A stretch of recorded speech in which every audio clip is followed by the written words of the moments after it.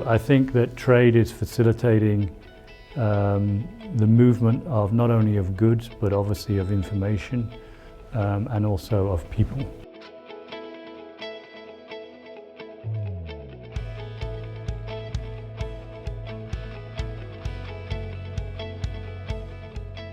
There's a shift from the northern hemisphere to the southern hemisphere where you see trade lanes that have developed over the last few years between, for instance, China and Africa, or between Asia and Latin America.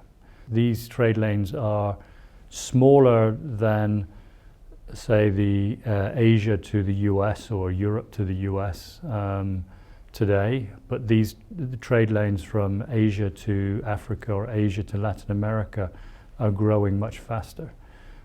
Driven obviously by high growth in these countries, or higher growth than the average in these countries, and the demand of those populations for new goods and services.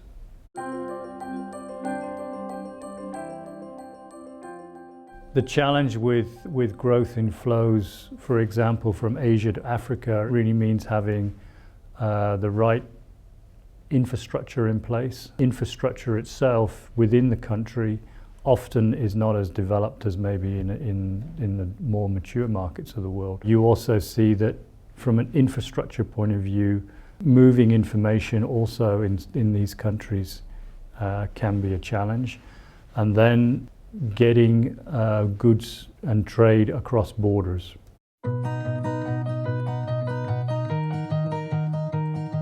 The multinational is in a prime position to take advantage of the shift much earlier than smaller companies, mainly because they may have some infrastructure, or they may have a organization structure that's capable of taking advantage of these changes quicker.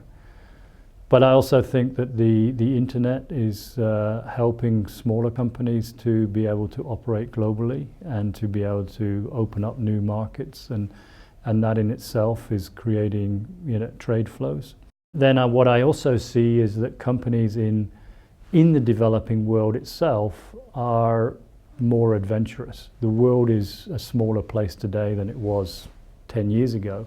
It's not so unusual for people to get on a plane and go to another country and do business, and therefore the development of growth in countries and more disposable income has given companies and people the opportunity to take advantage of other parts of the world. For every shipment that moves from country A to country B, you also have to move information. So you need to have the technology and the information capability of connected to all countries in the world. But also that information creates big opportunities for big data and to really start to understand the customer better and to understand the buying nature of customers from different parts of the world and compare them across markets.